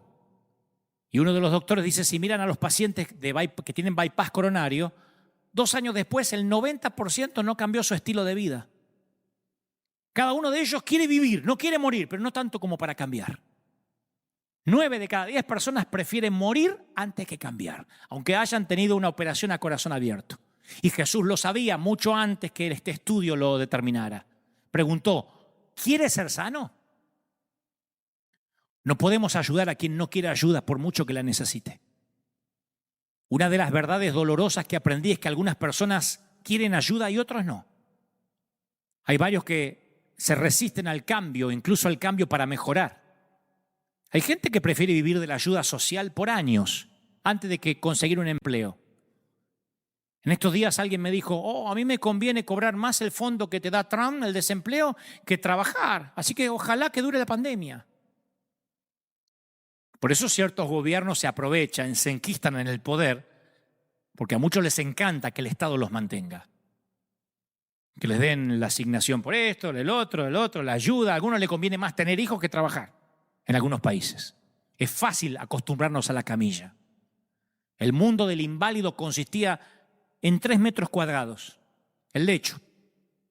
Pero si quieres estar bien, no puedes seguir sentándote en tu mantita segura. No puedes seguir haciendo lo mismo, yendo a los mismos lugares, reuniéndote con la misma gente. Vas a tener que librarte de la mantita, enrollarla y tirarla a la basura. ¿Quieres ser sano? Para el inválido, ser sano significaba tener que conseguir trabajo, responsabilidad ante la sociedad, pagar impuestos. Y como sucede con todas las bendiciones de Dios, viene con la carga de la responsabilidad que tenemos que administrar. Yo no sé si alguna vez se te fue toda la sangre a una de las extremidades después de tenerla levantado el pie o se te acalambró.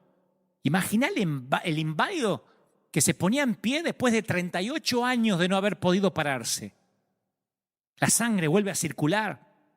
Lo que más tiempo requirió fue recuperar el uso de los músculos. Los músculos se habían atrofiado. Y si estuviste en cama durante mucho tiempo y te enyesaron alguna vez, entenderás lo que te digo. Sus piernas no eran más que piel y huesos, no tenía músculos, no tenía memoria muscular. Nosotros damos por sentado el hecho de que caminamos, pero es una hazaña neuromúsculo-esquelética caminar. Y en mi humilde opinión, el hecho de que el inválido caminara sobre la tierra no es menos milagroso de que Jesús caminando sobre el mar. Y eso es lo que hace falta si quieres experimentar lo milagroso. No puedes seguir haciendo lo que hacías siempre. Si tienes que cambiar la ecuación de tu vida. Sumando algo, restando algo. Tienes que hacer menos de algo o más de algo. Porque el equilibrio prolongado nos duerme los sentidos, la mente, nos atrofia los músculos para ver los milagros. Y nuestro mundo se va haciendo chiquitito, hasta que tu universo no mide más que 1 metro cuadrado. En el plano del ejercicio físico, las rutinas se hacen a veces contraproductivas. Esto lo saben los personal trainers. Si ejercitas los mismos músculos de la misma manera, los músculos se adaptan y dejan de crecer. Y disminuye el beneficio neto.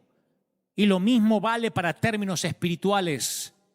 En el principio, Dios hizo el hombre a su imagen, Génesis 1:27. Pero desde entonces el hombre ha intentado hacer a Dios a la imagen de él. La mayoría de nuestras deficiencias espirituales parten de ese error, pensar en Dios en términos humanos.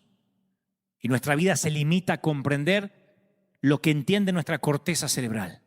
Terminamos en la jaula de lo racional. Y mientras más intentamos razonar, más pequeña se vuelve nuestra jaula. Por eso nos asusta después la pandemia. Las personas más sabias en el mundo no son las que tienen más conocimiento. Las personas más sabias son las que saben que hay muchas cosas que no saben. Esa humildad intelectual es la que nos impulsa a creer en los milagros. Esa humildad espiritual no abunda. Cada uno es sabio en su propia opinión. El orgullo se siente ofendido cuando reta tu racionalidad. En cambio, la humildad lo recibe con agrado porque el anhelo de conocer más de Dios es más grande que la necesidad de estar en lo cierto. Yo no me avergüenzo de haber cambiado mis mensajes con los años. No puedo ser tan necio de mantener lo que pensaba hace una década. He aprendido más, he madurado más, he descubierto más. Una mujer de 90 años no puede tener bebés. Es anatómica, biológica y ginecológicamente imposible que una mujer menopáusica y estéril tenga un hijo. Pero la Biblia dice, contra toda esperanza. Abraham creyó y esperó y llegó a ser padre de naciones. La fe no es lógica. Tampoco es ilógica, la fe es teológica. No ignora la realidad, le añade a Dios a la situación. Y me encanta que en este último milagro Jesús lo sana en un sábado. Toma tu lecho en un sábado. Los judíos no pueden agarrar nada, no pueden hacer nada los sábados. Jesús había podido haber sanado el inválido el lunes. Te espero acá el lunes tempranito para no tener problema, para ser prudente con el gobierno, con la ley, cualquier día de la semana. Pero él sabía que iba a sacudir a los del sistema religioso. Si sigues los pasos de Jesús, vas a ofender muchos fariseos mientras camines. Es como un permiso para romper las reglas humanas que no honran a Dios. Hay un mundo de diferencia entre seguir a Jesús y seguir las reglas. Si sigues a Jesús, no violarás la ley de Dios, pero sí vas a violar leyes humanas. Y al hacerlo ofenderás muchos fariseos. Dios te pedirá que hagas algo sin precedentes, algo no ortodoxo, algo no convencional. Y si tienes el valor de hacer algo que no hiciste en 38 años, es probable que vivas y experimentes milagros que no has visto nunca en tu vida. Mi querido, el primer milagro, el funcionario real desafió todos los protocolos y llegó al Mesías. En el segundo, un ciego tuvo que abrirse camino hacia el estanque. En el tercero, un lisiado tuvo que aprender a caminar y valerse por sí mismo. No volvemos a saber de esta gente en las Escrituras, pero estoy seguro que vivieron conforme al milagro que recibieron. ¿Y sabes por qué la mayoría no experimentan milagros? Porque no quieren correr riesgos. Ese es el secreto para experimentar los milagros. Tienes que arriesgar tu reputación. Y a veces tienes que jugarte tu credibilidad.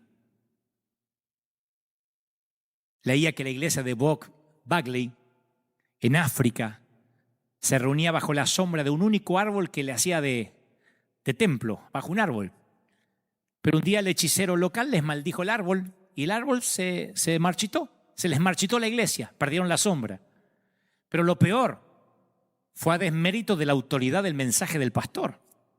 Entonces el pastor convocó a todos en una reunión pública de oración y como Elías, que desafió a los profetas, él desafió a un duelo de oración. Literalmente ante todos le impuso las manos al árbol orando para que Dios resucitara el árbol que le servía de sombra. Dios no solo rompió la maldición, resucitó el árbol, sino que es el único árbol hasta la fecha que da fruto 2 veces al año en lugar de una sola vez. Es un árbol que no podría dar 2 veces al año frutos. Lo han venido a ver científicos, estudiosos de estos árboles. Lo han venido a ver gente de distintas partes del mundo. No pueden creerlo. Doble cosecha, doble bendición, doble milagro. Si no pides el milagro, nunca sabrás qué podría haber hecho Dios. Dios no va a responder ninguna de las oraciones que no ores. Así que si no recibe la respuesta, no se trata de un fracaso, porque la respuesta depende de Dios. La oración es la forma en que le ponemos la pelota en la cancha de Dios. La única forma de fracasar es no orando. Cuando activas en fe, cuando parece que estás arriesgando tu reputación, yo estoy arriesgando mi reputación, diciendo todos o nadie, porque hay un montón de gente diciendo, ya Dios te va a tapar la jeta. Sí, yo creo en los milagros. Dios es capaz de defender su nombre, su reputación. Cuando leo en las Escrituras, veo que Dios hace milagros con los que más arriesgaron. No tenían miedo de pedirle a Dios que hiciera que el sol se parara, que cayera muralla, que flotara un hacha. No hay término medio. O Jesús es el Señor de todo o no es el Señor de nada. Voy a repetir las palabras de un prócer de este tiempo. Un querido pastor de Argentina, de Paraná, Entre Ríos, el pastor Carlos Kucharenko, que estos días levantó su voz. Y voces así deberían levantarse en todos los países de nuestra región. Él dijo, la gente requiere un liderazgo más fuerte a la hora de la prueba, no consejos de escuela primaria. Este ejército no tiene armas para defenderse ni la táctica de generales que decidan. Salgamos, peguemos carteles, vamos a movilizarnos, creamos en milagros. Las batallas no se hacen en los cuarteles ni en una oficina, dijo este pastor. Si las minorías consiguen sus derechos es porque protestan, porque se muestran, no se esconden. Provoquemos el milagro, seamos la resistencia. La iglesia, nosotros sí somos esenciales y lo fuimos mucho antes de los que nos dicen representar. Importunemos al juez, queremos ser sanos, queremos ver. En la época de Gedeón, donde todos se creían débiles y cobardes, Dios encontró un hombre, solo uno. Y la gente ha confiado en sus líderes, pero sus seguidores no crecieron porque no se les enseñó a pelear, a creer en los milagros. ¿Dónde están los generales de Dios? A mí me gusta cómo lo define Kucharenko. Él dice, ahí están, escondidos de sus propios soldados. Nunca se les enseñó a sus soldados a pelear y a vencer a los enemigos bajo sus pies para que sean entregados a Jesús. Muchos de nuestros representantes han dicho que lo espiritual está en segundo lugar y que la vida está en primera. ¿Dónde queda la cruz? O todos o nadie. No seremos una iglesia débil. En un tiempo de pandemia vamos a buscar y provocar los milagros. No vamos a permitir que un grupo de gente hable en nombre nuestro o que diga nosotros los evangélicos. No, recuerda que Dios busca tan solo uno que no tenga miedo y levante un ejército, aunque se ofendan los fariseos. A mí me intentaron llamar toda la semana de todos lados para que no predique esto, para que cambie el mensaje, que hay que pensar en los débiles de la fe. Me dicen, hay que pensar en los débiles. No, los débiles son ellos. Hay una multitud que sabe lo que está pasando. Provoquemos a tener una iglesia con poder, tal como se puede provocar desde un sermón que lleva el número 666. Si estás por primera vez, quiero pedirte que te unas a un ejército de gente valiente. Somos la resistencia, o todos o nadie. Te está hablando un hombre lleno de errores, lleno de equivocaciones, pero que invirtió su palabra en que no dejará niños, ni ancianos, ni viejos, ni enfermos fuera del templo. Ya sé, la iglesia somos nosotros, no el edificio. Justamente por eso no podría decir usted sí, usted no, usted sí, usted no, distánciese, usted no estornude, usted tiene fiebre, afuera, ese niño no, sáquenme al viejo. Justamente por eso, porque la iglesia somos nosotros. Ojalá la iglesia fuera un edificio. Entonces sí me reservo el derecho de admisión como si fuera un boliche bailable. Pero si la iglesia somos nosotros, ¿cómo voy a dejar parte de la iglesia afuera? O todos o nadie. Y si quieres ser parte de esa iglesia, te invito a que repitas conmigo. Si es la primera vez que me escuchas, seas católico, agnóstico, ateo, recuerda, Cristo puede entrar en tu vida y experimentar lo que nunca experimentaste. Di conmigo, Señor Jesús, te recibo como mi Salvador. Entra en mi vida, transfórmame. Gracias por morir por mis pecados. Anota mi nombre en el libro de la vida. Transfórmame, cámbiame. Hazme una nueva persona. Amén. Ahora quiero orar por todos. Quiero orar por los que están pasando situaciones límite. Quiero orar por los que necesitan un milagro ahora. No importa, no sé si tu problema es la ceguera, tu problema es la parálisis, tu problema es un hijo que se está muriendo, pero en los 3 milagros esta gente tuvo que hacer algo. Tal vez tengas que caminar, tal vez tengas que subir cuesta arriba, o irte a un estanque a lavarte los ojos, o tomar tu lecho y empezar a caminar, pero tienes que hacer algo. Y si haces algo, me dice el Señor, Dios te va a bendecir. Iglesia, levántense en toda América Latina. Yo sé que algunos pueden salir, otros no, pero algunos pueden pegar carteles, otros empiecen a orar ya. Pidan una audiencia con quien tengan que pedirla. Dios va a conectarte como conectó al oficial del rey con el Señor. Dios va a conectarte. Y cuando vayas, no vayas apichonado. No vayas diciendo, ¿qué quiere que hagamos, señor intendente? Dile en el nombre del Señor, deja libre la iglesia. Porque las plagas seguirán mientras la iglesia no esté libre. Cuando hablo de libertad, no hablo de abrir edificios. No hablo de abrir cultos. Estoy hablando de que nadie restrinja la adoración. Nadie restrinja quién puede adorar y quién no. Quién puede congregarse y quién no. Reclamemos derechos, importunemos al juez. Que toda América Latina, que todo Estados Unidos diga, son miles. El faraón sabe que los israelitas son miles. Si nos unimos y decimos somos miles o todos o nadie, necesitamos orar, necesitamos clamar. Así como salen las minorías a reclamar y a protestar y no los pueden detener, así la iglesia tiene que pararse, salir y decir somos el ejército del Dios viviente. Se metieron con el escuadrón equivocado. ¡Aleluya! Es el tiempo del Espíritu Santo. Es el tiempo de una cosecha, de una iglesia relevante. Es el tiempo de la manifestación de los hijos de Dios que el mundo está esperando, y yo estoy orando. Oro, Dios, por toda la violencia que se ha desatado en la Unión Americana. Oro por la violencia que se ha desatado aquí en el país.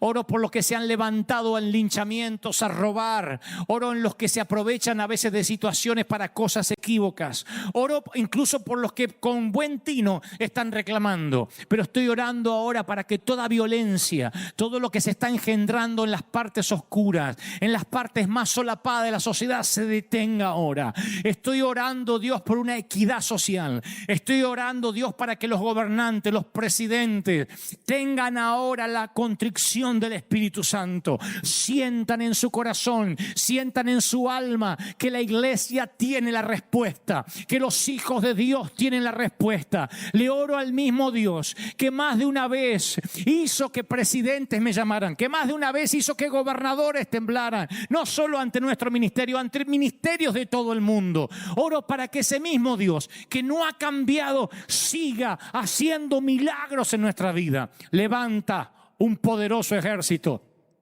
batallón del ejército de Dios, batallón del ejército divino. ¡Aleluya! Les digo de parte del Señor, los mejores días están por delante, pero Dios está levantando una resistencia. Dios está levantando rodillas que no se doblaron ante los Baales. Un escuadrón de emergencia en combate contra las filas invasoras. Yo lo creo. Un escuadrón de únicos. Rendirse nunca, retroceder jamás. Esa es la iglesia que Dios levanta.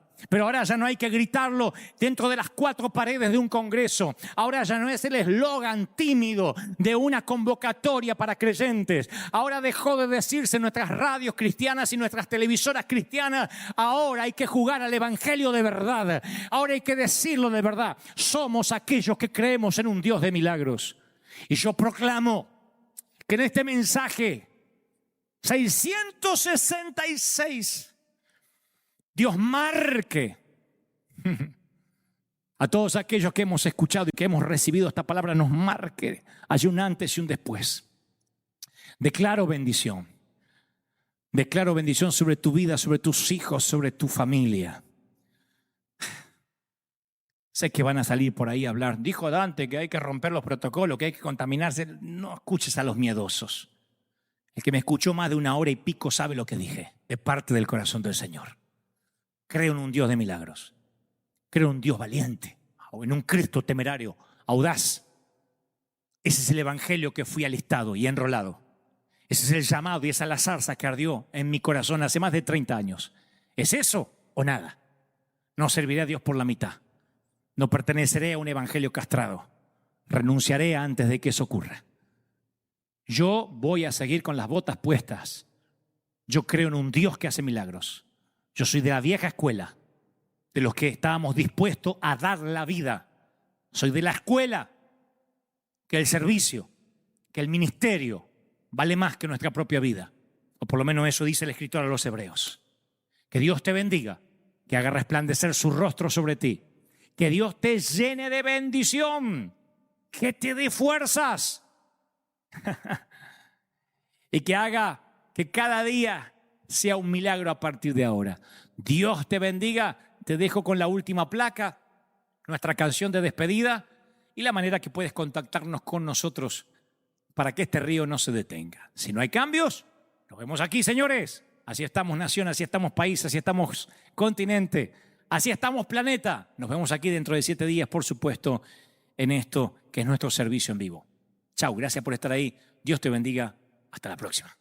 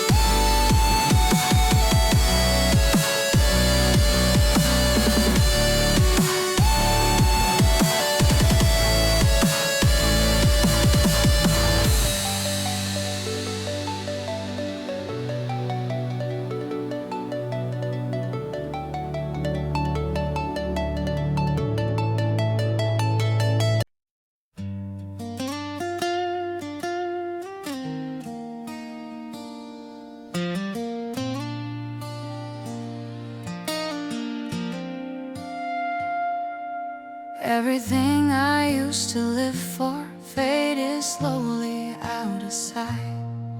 Now my days just circle around you like I'm lost without a light. All the noise just turns to silence when your memory comes through. And the world I once was chasing now feels small and shaped like you. My whole world is only you. Every thought keeps breaking through. You're so close inside my mind, but so far in real life. I can feel you everywhere, in the things we never shared. All this love I'm going through never reaches you.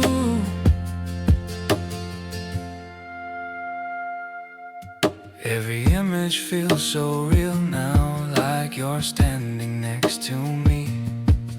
But the truth is in the silence, you were never meant to see. My whole world is only you. Every thought keeps breaking through. You're so close inside my mind, but so far in real life. I can feel you everywhere, in the things we never shared. All this love I'm going through never reaches you. If you felt it for a moment, would it change the way you stay? Or would I still be the shadow that just fades away?